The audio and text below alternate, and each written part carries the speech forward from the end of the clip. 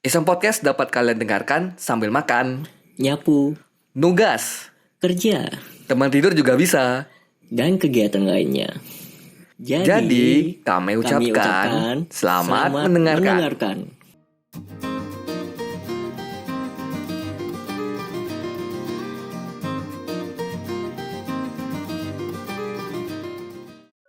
Oke, udah rekam? Siap. Udah. Assalamualaikum warahmatullahi wabarakatuh. Waalaikumsalam. Selamat pagi, siang, sore, malam, dini hari, sahur, buka puasa. Banyak Banyak. sebut semua. Kan udah puasa, Pak. Iya. Nah, woi kali ini versi live, Pak. Iya kak. Langsung nggak pakai Zoom lagi. Nggak apa lah. Sekali lah ya. Saya udah pulang juga kan soalnya kan. Ya capek merekam 2 Pakai laptop. belum Pakai pindahin. Syukur Zoom saya gratis, Pak. Iya sih. Masih mahasiswa kemarin. Udah selesai tapi. Udah hilang lagi. Udah apa ya? Nggak gratis lagi lah. Masih. Masih. Sunset. Masih. Ya kan bentar. Nggak tahu lah nanti kapan ya. Jadi gimana kabarnya teman-teman pendengar semuanya Iseng Podcast di seluruh Indonesia.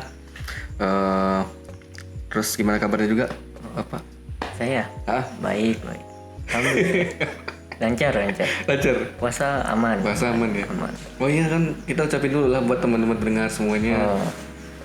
Selamat menunaikan ibadah puasa. Semoga puasanya lancar. Amin. Diberkahi Allah Subhanahu wa taala. Amin. Oke, kali ini kita nggak sendiri lagi, Wan. Sama siapa Di ini? depan ada seseorang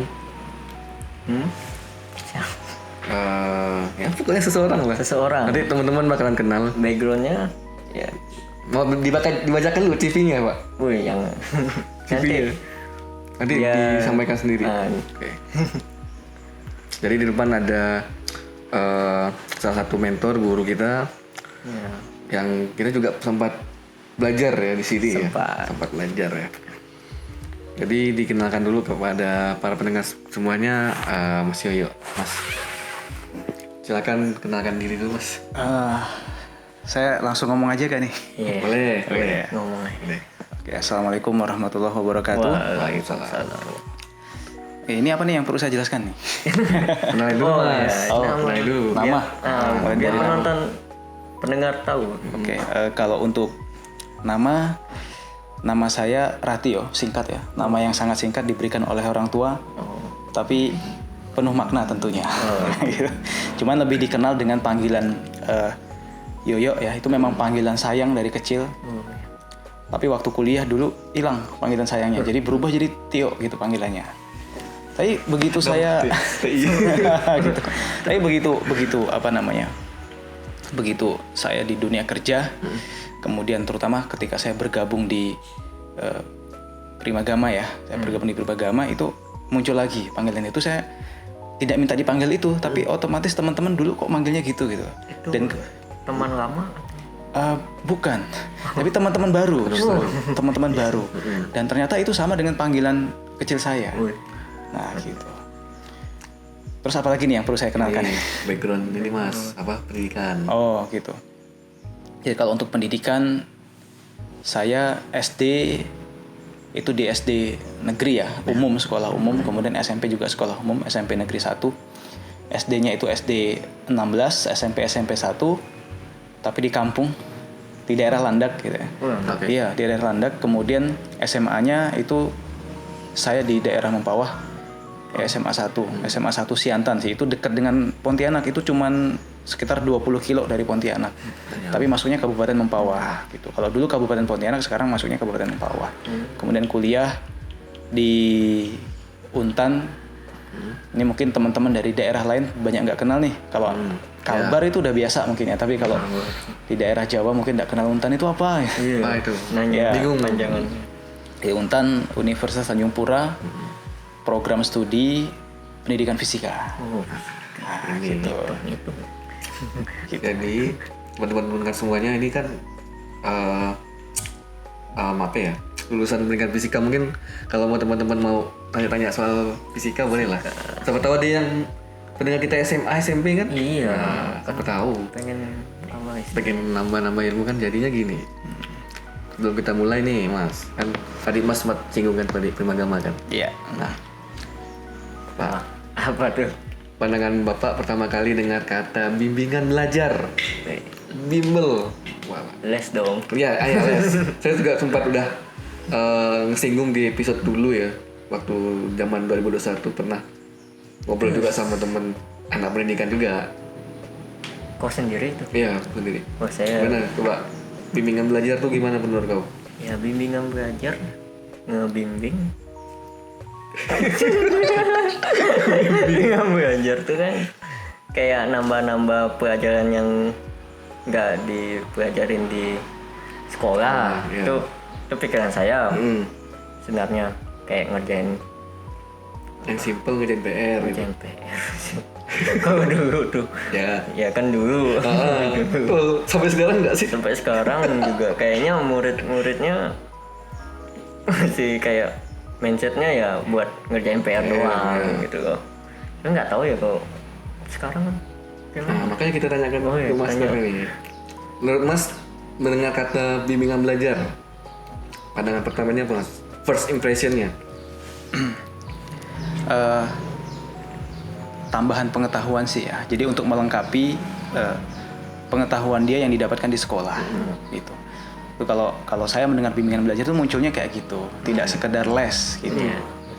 Karena kalau les itu bisa dengan guru-guru di sekolah. Nah, gitu. Itu loh.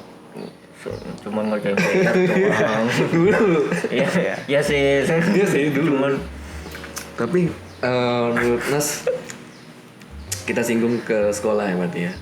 Kan ini nggak jauh-jauh dari sekolah. Nah, apa ya? Kenapa bimbingan belajar tuh muncul Mas?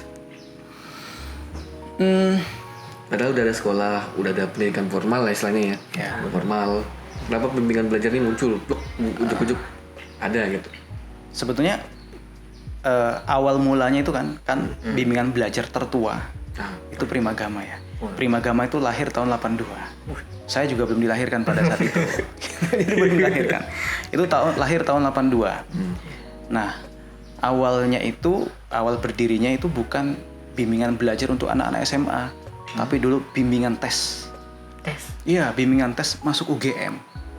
Iya, pernah. Ya, gitu dulu awalnya gitu. Spesifik Jadi sekali. bimbingan tes masuk UGM. Jadi dulu Pak Purdi dan kawan-kawan itu di masjid atau surau UGM itu ini buat belajar untuk anak-anak lulusan SMA yang mau masuk UGM.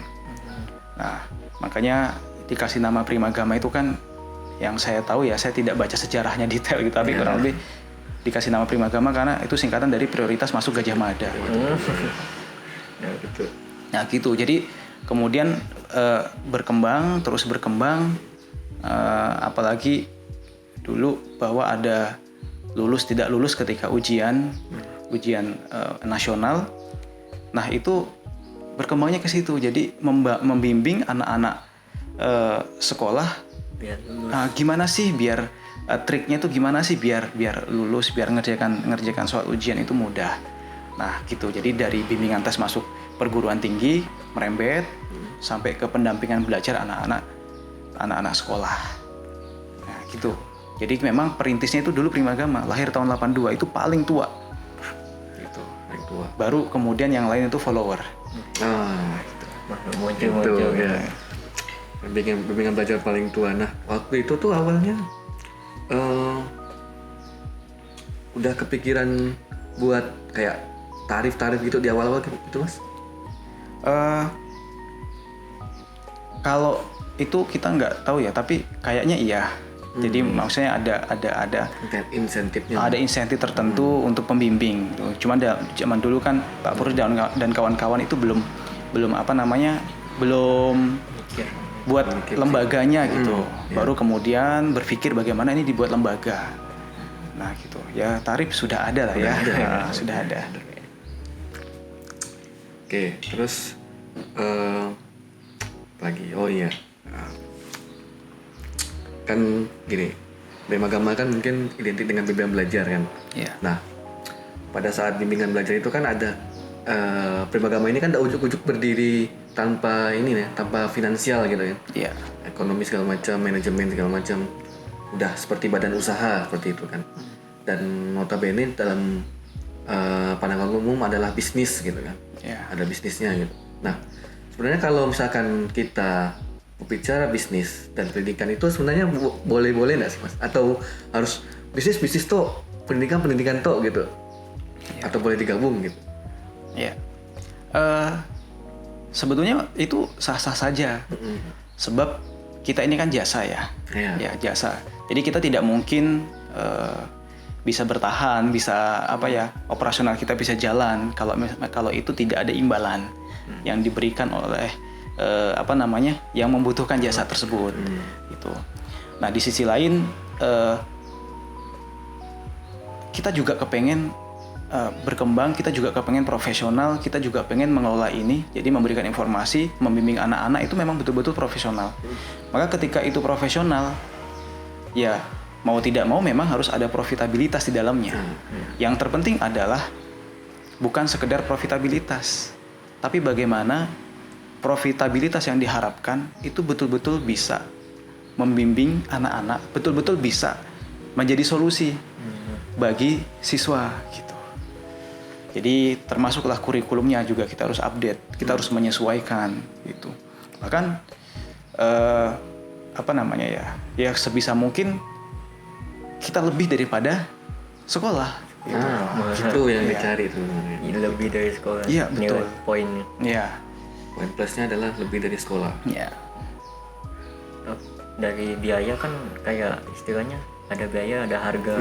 Iya. Harganya ya itu manfaat dari bimbingannya itu sendiri. Ya kita juga kepengen para pengajar, para tentor, instruktur itu juga punya pendapatan yang setara gitu, yang layak, sehingga dengan itu dia semangat gitu, ya semangat untuk berinovasi gitu ya, membuat model-model pembelajaran yang menarik, metode-metode yang memang itu memudahkan. Ya saya tidak mengatakan bahwa sekolah itu nggak penting, sekolah itu penting, dan kita saling melengkapi sebetulnya antara bimbingan belajar dengan sekolah gitu. Jadi saling melengkapi, bukan saling meniadakan gitu. Jadi bimbingan belajar tanpa sekolah itu juga kurang maksimal ya, karena biar bagaimanapun mereka yang belajar di Primagama ya terutama itu mereka sudah punya basic, punya dasar yang diberikan oleh guru sekolah di sekolah. Kemudian di sini kita tambah. Ya, jadi saya selalu menjadikan bimbingan belajar itu sebagai katalisator. Tahu ya katalisator? Ya. Ya, dia kalau dalam dunia kesehatan atau dalam dunia ilmiah gitu ya, katalis itu kan dia mempercepat proses reaksi. Tapi dia tidak ikut bereaksi kan begitu. Nah, di bimbingan belajar juga kita seperti itu. Jadi mempercepat proses pembelajaran yang semula itu standar biasa-biasa saja, maka dengan bergabungnya di bimbingan belajar itu makin cepat gitu. Ya, cepat menguasainya, cepat ketika ngerjakan soal, dan cepat pahamnya. Gitulah. Itu yang dicari. Gitu. Ya, mampu cuma ngerjain PR. Nah, jadi nggak sekedar ngerjain PR. Gitu. Bahkan PR itu kalau di Primagama itu PR itu menjadi tanggung jawab masing-masing siswa. Jadi bukan tanggung jawab lembaga. Jadi lembaga itu memberikan terobosan pembelajaran. Adapun PR itu tanggung jawab masing-masing. Gitu. Walaupun boleh juga mereka berkonsultasi gitu kan. Kalau ada yang sulit itu nanti dia bertanya. Tapi Primagama itu bukan lembaga yang bukan lembaga penyelesai PR gitu.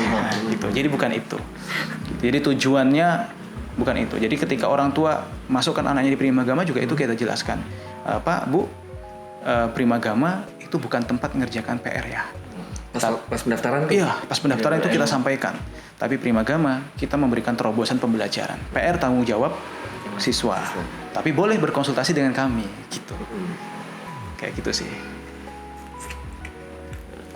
Bukan buat ngerjain PR. Ya kan dulu. Dulu. Sering gitu. datang ngerjain PR. Cuman kan kalau cuma ngerjain PR nggak paham cuma makanya bimbingan konsul kan dulu Kayaknya. kita gitu. Iya kan datang tiap hari. Datang. Tiap hari juga sih, sore sih kadang malam. Tak tolong Konsul mas, PR mas. nggak sekedar selesai. Nggak selesai. Iya.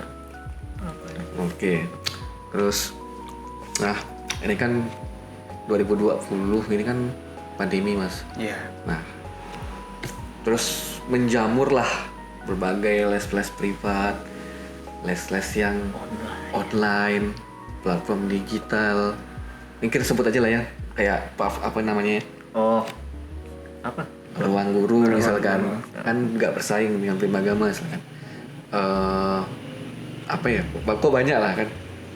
Selain ruang guru banyak, aku juga lupa. Yang ingat cuma itu doang. Banyak. Banyak. Nah, cuman yang familiar itu ruang guru. Ruang guru. Ruang guru. Terus kayak ada website yang kayak ini mas, dia tuh nerima soal kayak Quora atau mas? Iya. Nah Quora. Oh ya. Nggak tahu kan sih. udah Ada yang submit. resubmit terus dijawab sama orang, nggak tahu orangnya udah Random. bagus apa enggak gitu, random biasanya. Nah itu Tapi ada vote-nya itu. apa yang Primagama lakukan pada saat tahun 2020 sampai sekarang? Inovasinya. Inovasi atau mungkin perkembangan? Karena apa ya, dasarnya itu Primagama itu adalah bimbingan belajar offline. Ya. Kenapa sih harus offline gitu? Kenapa nggak online? Online itu kan banyak ya. Bahkan kalau menurut saya dengan adanya ruang guru itu saya tidak merasa terancam gitu dengan adanya ruang guru. Ya kan, kalau kita bicara online itu di YouTube juga banyak. Iya. Ya kan, kalau kita bicara online gitu, itu sejak dulu kala sebelum ada ruang guru itu di YouTube udah banyak, kita tinggal ketik aja. Kita mau cari pembahasan apa, muncul tuh nanti di YouTube gitu. Tapi banyak hal yang tidak bisa didapatkan di dalam pembelajaran online. Satu adalah pengaruh guru, pengaruh positif guru terhadap siswa. Nah itu, atau kalau kita belajar ilmu agama itu, berkahnya duduk di majelis ilmu itu nggak akan didapatkan ketika nonton YouTube, padahal pembahasannya sama. Kan gitu. Feel-nya. Iya. Feel-nya. Itu nggak dapat gitu. Jadi pengaruhnya itu nggak dapat. Gitu. Itu pertama seperti itu. Kemudian tadi ya pengaruh. Kemudian wibawa seorang guru tuh nggak kelihatan kalau di online. Gitu. Tapi kalau di offline itu dirasakan langsung. Jadi pengaruhnya, wibawanya gitu kan. Nah, itu dirasakan langsung oleh siswa sehingga efeknya itu tetap berbeda. Oleh karena itu ketika pandemi, awal-awal pandemi kemarin Primagama sempat tutup ya. Kita tutup karena apa? Sebagai tanggung jawab sosial, tanggung jawab pendidikan dalam mengedukasi masyarakat bahwa kita harus melakukan social distancing gitu. Tetapi faktanya di lapangan pandemi itu nggak selesai-selesai. Jadi yang kita harapkan itu dengan Primagama juga ikut tutup, ya, dengan ikut tutup itu harapannya pandemi cepat selesai, tapi ternyata masyarakat kita susah diedukasi. Akhirnya orang tua pun tetap membutuhkan belajar offline. Nah sehingga pada saat itu Primagama kemudian tetap buka kita secara offline, tapi siswanya kita batasi. Itu pertama. Ya. Kedua, waktu itu juga kita buat ya konten-konten di YouTube itu sebagai layanan tambahan. Nah untuk siswa-siswa Primagama, karena memang waktu itu kita pertemuan itu kita batasi. Ada pertemuan offline tapi kita batasi. Nah itu kalau untuk Primagama Sintang sendiri ya, saya Sintang ini itu.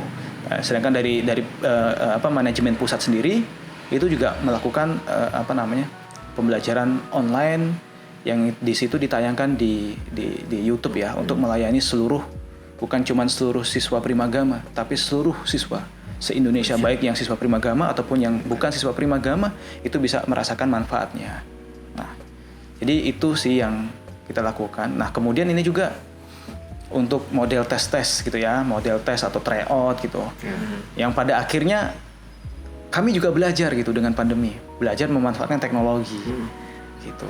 Jadi sampailah sekarang, mungkin zamannya kalian dulu tryout itu harus pakai kertas ya. Nah sekarang udah nggak pakai kertas lagi gitu. Jadi udah pakai Google Form, itu udah bisa. Itu sih yang kita lakukan gitu. Banyak tuh guys lainnya. Tapi tetap ya itu offline-nya Iya, harus tetap offline itu menjadi layanan pokok ya, layanan pokok yang kita berikan gitu.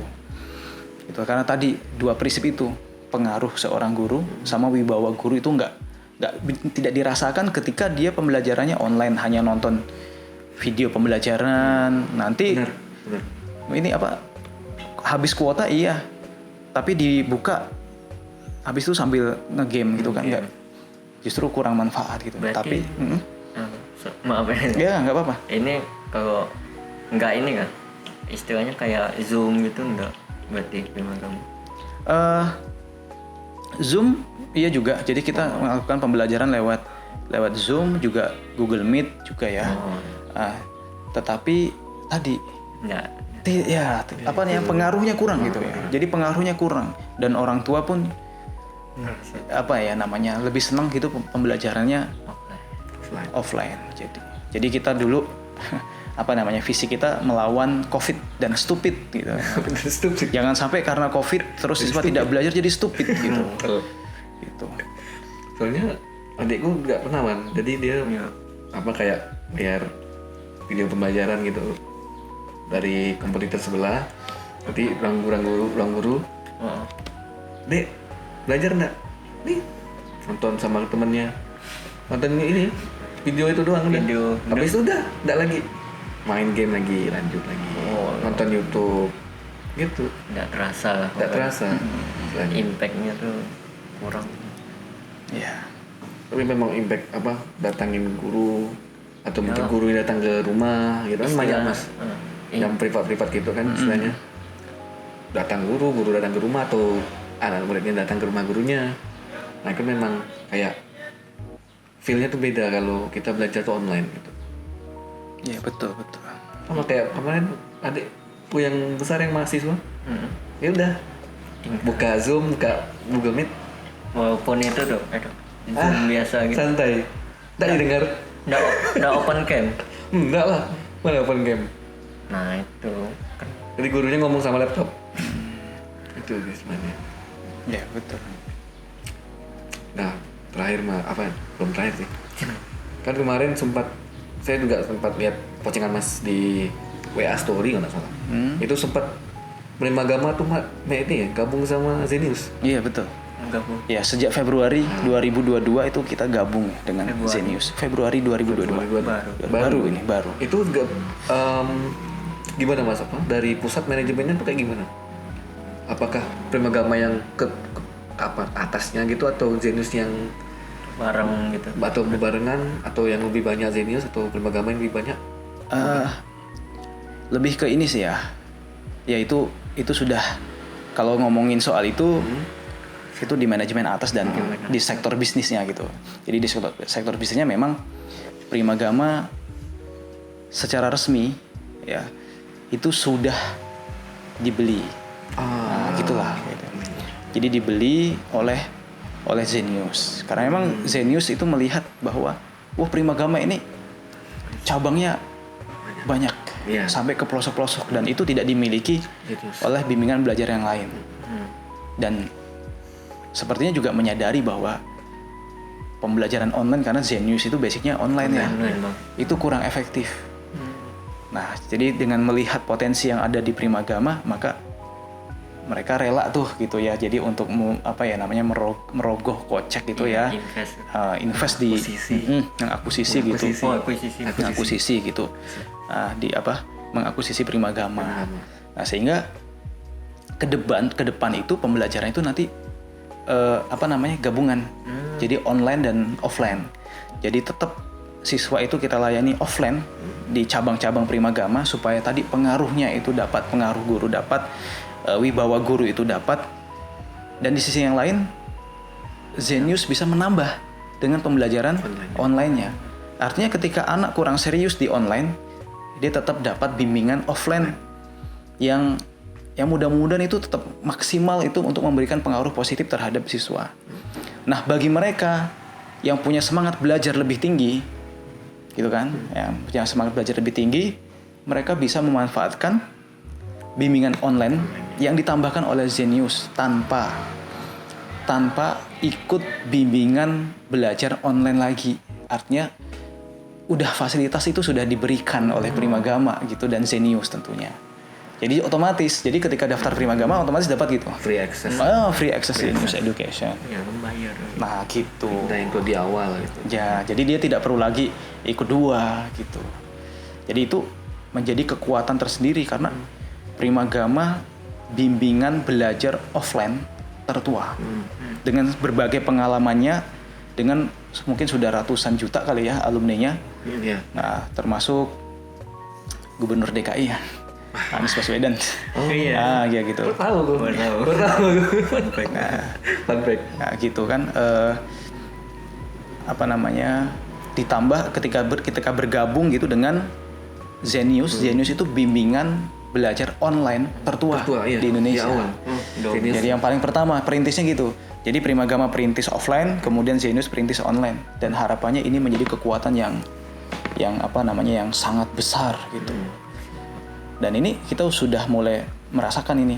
Jadi pergerakannya teman-teman Zenius karena mereka teknologinya canggih-canggih banget gitu ya. Nah, sedangkan tentor-tentor Primagama itu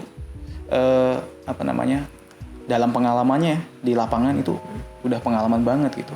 Jadi kalau siapa yang dominan, nggak ada yang dominan, nggak ada yang itu, jadi bareng gitu. Jadi untuk tim IT-nya itu dominan itu tim Zenius. Tapi tim lapangan, itu tim Primagama kan, tim Primagama tetap bertahan gitu, nggak ada yang disingkirkan. Ya kecuali mungkin di ranah-ranah pengambil kebijakan aja, karena setelah itu diakuisisi tentu kepentingannya beda gitu. Satu visi berarti Zenius sama Primagama. Iya betul, satu visi, gitu. Satu visi. Menyatukan. Iya.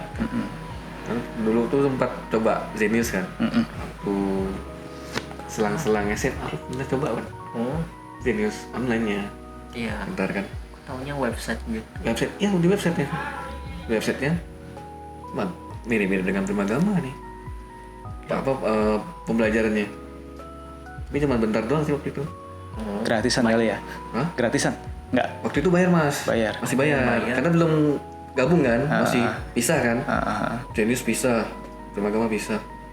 Sebenarnya mirip-mirip. Abis itu mulai 2018-17 ada yang lain, muncul yang lain. Zenius masih ada. Tapi Zenius branding dia dari yang warnanya oranye, saya masih ingat waktu itu warnanya oranye kalau nggak salah. Iya. Branding jadi warnanya sekarang ungu ya, ungu putih hitam.